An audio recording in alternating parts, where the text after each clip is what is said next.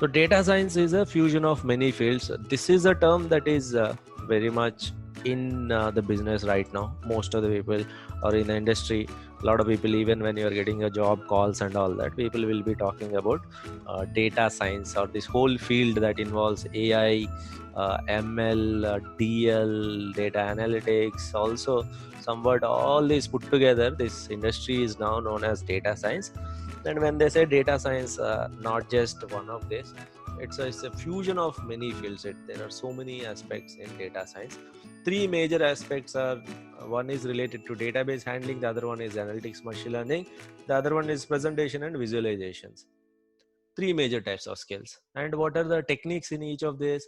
When I talk about database knowledge, I mean to say database handling, data blending, querying, data manipulations, ETL, SQL, all of them fall under database knowledge, database management. That is the first skill as a data scientist one should have. There are some dedicated jobs only for this one. The second circle that you see here is analytics, machine learning, deep learning. All of them fall in the second circle. Descriptive statistics, advanced analytics, predictive modeling, machine learning, deep learning, all of them that are related to statistics, mathematics, everything falls in the second circle. Whether you have knowledge in this or not, it doesn't matter. You can learn this independently. It's not a prerequisite that you should know this, then only you can follow this. But yes, always this is good knowledge to have, good knowledge to, you should know how to handle data. Then you can always work with those data sets, do advanced analysis on that. The last skill, the third one that you should have, is the presentation skill. Data visualization, report designing, insights presentation. Basically, you do a lot of work here. You find some insights. How well are you representing them? The storytelling part is also very important, so that the end user can consume what you're trying to say very easily. Data visualization, storytelling, or presentation. These are the three major skills. Individually also there are some dedicated jobs, but as a data scientist, you are expected to know all these three major skills. In this particular program, we are focusing on the middle one, isn't it? In this program, machine learning, in our course, machine learning, analysis, statistics, predictive modeling is what we are focusing. Some of you might have already done this or planning to do this. Some of you might have already taken a visualization course or planning to take it later on.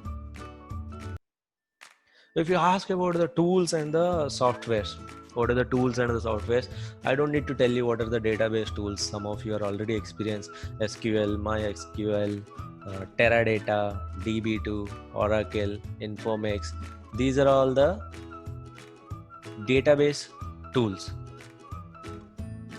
There are some analytical tools, SAS, R, SPSS, Python, Weka, MATLAB. These are the data analytics or machine learning tools. There are some presentation tools, Tableau, ClickView, for Spotfire. There are several presentation or the data visualization tools as well. I'll tell you one thing, SAS, SAS, this used to be one of the world's most widely used data analytics tool. If you ask me, 7 or 8 years back in the industry, almost more than 90% of the market share was owned by SAS only. Monopoly, total monopoly. If somebody says analytics or data analytics, it used to be SAS only. In fact, data analytics trainings used to be known as SAS trainings. It was that famous tool. But unfortunately, in the last few years, SAS has lost its market share. There are two tools that gave really tough competition to SAS. Both of them are open sources, but a lot of companies have replaced SAS with one of these two tools. Apart from this training, I train in several other companies, right?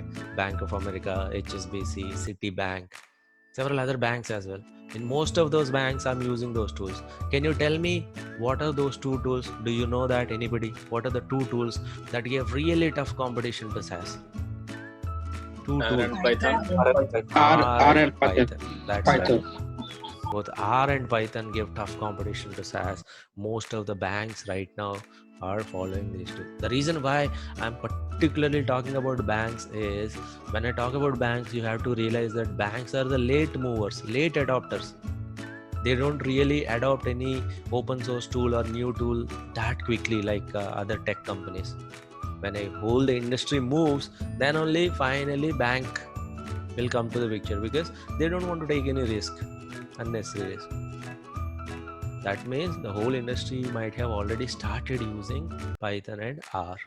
While SAS is still the market leader, I agree, but future is in R and Python. Presentation tools are Excel, Tableau, ClipView, you know it anyway. So in this program, in the next few months, we are going to focus on machine learning algorithm, the middle circle completely, using the tool called Python. Both R and Python are equally good, equally complex. Everything is almost same between R and Python, only syntax is different. If you know Python, you can confidently say, I can pick up R later. If you know R, you can confidently say, I can pick up Python later. You don't need to worry about that. Both of them are scripting languages. In both of them, you are going to call a particular package or a library, use it to do analysis, and that analysis that you're doing is tool agnostic. What do you mean by that? The machine learning algorithm has been coded here. The code can be different, but the machine learning algorithm, regression or logistration, decision trees, they don't change based on the tool. We have to focus on these. Tool can be anything. So you can learn any one of those two, and trust me, the other one can be picked up easily by you based on the need. As of now, there is a lot of demand for Python. Let us get started with Python. Now, so what is data science? Data science is somewhat like not just machine learning, deep learning, AI. It has included DBMS also into the picture.